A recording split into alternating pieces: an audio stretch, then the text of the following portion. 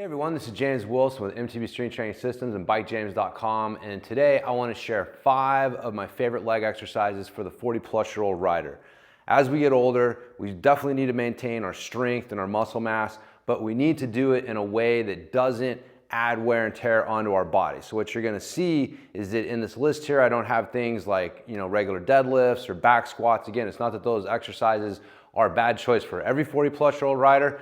I've just found in my experience that a lot of 40-plus-year-old riders have some sort of issues with their knees, their low back, just things that can get irritated by doing these more traditional leg exercises. So what I want to do is show you the 5 ones that I really like to help maintain strength and muscle mass while being easy on the body and easy for us to keep doing so we can ride for a lifetime, which is our goal. So the first one is an isometric lunge. And so for this, it's isometrics are where we're creating tension without movement. And so for this one, we're going to get set up in a lunge position, and we're basically going to hold the bottom of the lunge. So you see I like to get set up on the bottom and then just raise my knee slightly off the ground and then hold this position. Again, if at first you need to start a little higher and work your way down, that's totally fine. But you want to get to where you're able to barely have that knee off of the ground and hold this position here. So this exercise is great for building leg strength, especially the unilateral leg strength that we need on our bikes. This lunge position is excellent for improving our standing pedaling. And again, because we're not moving, we're not having to worry about friction and wear and tear on the joints. And it's also a great way to work on your mental toughness as well. Like an isometric lunge hold is extremely difficult. I recommend starting out with 30 seconds, building up to 90 seconds. But when you can hold this lunge hold on each leg for 90 seconds, you're going to find that your ability to stand up and hammer up climbs is going to be much greater. Your ability to kind of mentally grind through those tough parts is going to be better. So there's a lot of benefits that we get from this, besides it being just a good, safe exercise for us to do. The next exercise is an elevated reverse lunge. So for this, you're going to get a box. I recommend starting with about 6 inches high. You can go up to 12 inches high with this exercise as well. What you're going to do is you're going to stand on the box.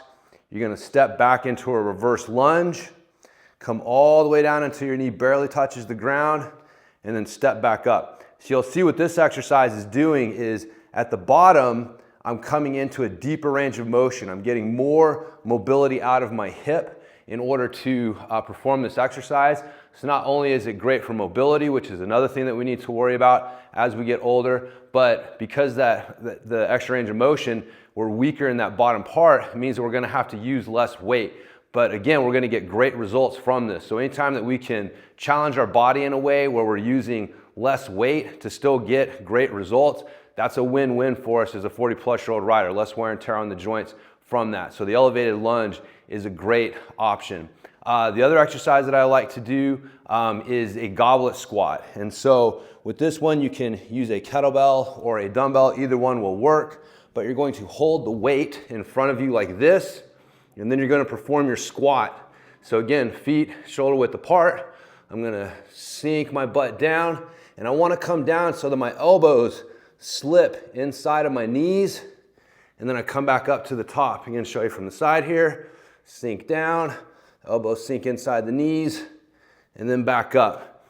Again, making sure that I'm keeping my feet strong on the ground. I don't want to feel like my toes are coming forward as I'm doing that. If you struggle with that, you can add a slight riser under your heels, like a small weight plate or something, to kind of help counterbalance that until your mobility gets better. But the goblet squat is another great exercise for helping to improve our strength with less weight. Again, we're holding the weight in front of us, and so it becomes a challenge to help stabilize that load. Again, we're not putting the load directly on our spine like we would with a back squat or a front squat. So if you've got any sort of back issues, this is a great option for you for maintaining your strength and muscle mass with the lower body without adding that extra wear and tear.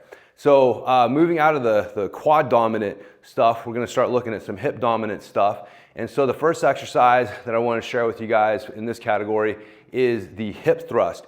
This is basically a glute bridge with our back on the bench instead of being on the ground. So much like the elevated lunge, what this does is it increases the range of motion that our hips are moving when doing this exercise. And so to get set, you're going to get a bench You're gonna sit with your back against the bench, get your feet in, and then you're gonna perform like a bridge motion. You're gonna drive your belly button up to the ceiling and then lower it back down. So you see there's a big range of motion that you're moving through here while you're doing this. You can load this by putting a weight on your hips. So again, I can hold this load here as I perform this exercise. You can use, again, kettlebell, dumbbell, get a barbell if you really want to load this up. You can load this exercise up quite heavy. And again, it's a relatively safe movement because we're not directly loading the spine, and it's very difficult for the lower back to get involved and take over. So we don't need to worry about that. So this is one exercise that you can really move some weight with and do it in a relatively safe manner as a 40-plus-year-old rider. So the final exercise is one that I don't see used a lot. Again, I've been using this one for years. I'm not sure that I invented it, but I haven't really seen it before I started using it, and I don't really see it used by a lot of people, and that is a pedal stance deadlift.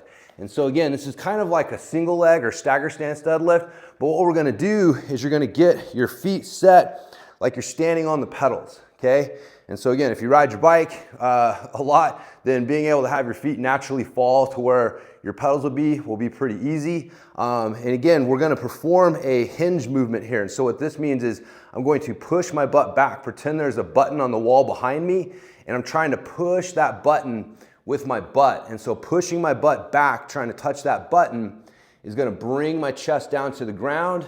And then when I feel like I can't push my butt back anymore, I reverse. I squeeze my glutes, I drive my belt buckle forward and get nice and tall at the top. So my butt goes back on the way down, and then I drive my belt buckle forward to get nice and tall at the top. And so again, you can add load with this. I can have, one kettlebell that I'm using with both hands. I can hold it in one hand at a time. It's definitely a little easier if I do it opposite of the leg that's in front. Or I could even hold a kettlebell in each hand and do this exercise. I like the single arm version because this creates a bit of a core challenge. You're having to create some anti-rotation. Again, the kettlebell wants to make you twist. And so I gotta counter that rotation as I come down and bring myself back up. So again, that pedal stance deadlift obviously has a lot of direct carryover to the bike because we're working on that hip hinge strength in a very mountain bike specific way. But again, this kind of the single leg nature of the exercise forces us to reduce the weight. And so we are putting less wear and tear on the low back and the joints while we're continuing to get good results from the exercise. So again, those are my 5 favorite exercises for the 40-plus-year-old rider to use to continue to maintain their strength and muscle mass as they get older. Remember, if you want to ride for a lifetime, strength training is a must as you get older. We do start to naturally lose strength and muscle mass and power. And so if you want to be able to maintain that as long as possible and enjoy riding as long as possible, it makes strength training essential. But again, you have to do it in a smart way, keeping in mind some of the needs that we have as older riders. So again, this has been James Wilson. You can find out more at bikejames.com. Hopefully you guys have enjoyed these tips, and I'll talk to everybody next time.